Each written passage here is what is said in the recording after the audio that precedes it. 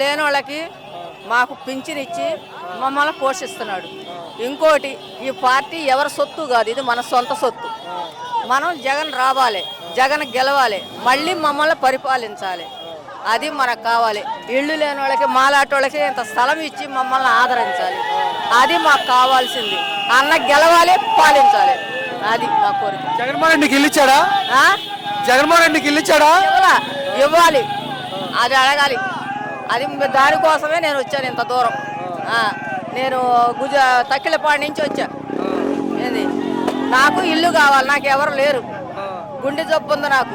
ఇప్పుడు చంద్రబాబు ప్రభుత్వం ఎలా ఉంది? చంద్రబాబు నాయుడు గారిది బాగానే ఉంది. జగన్ బాబు గారు ఉన్నప్పుడు బాగానే ఉన్నాడు, బాగానే పసి కట్టాడు, బాగానే ఆదుకున్నాడు. ఇప్పుడు మాత్రం కొంచెం కఠినంగా ఉన్నాయి పరిస్థితులు.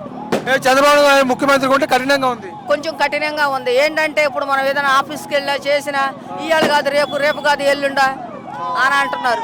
ఆ సిద్ధాంతం ఉండకూడదు. మళ్ళాటి లేని వాళ్ళకే ఆయన సహాయం చెయ్యాలి పూర్తిగా. అది మనకు కావాల్సింది.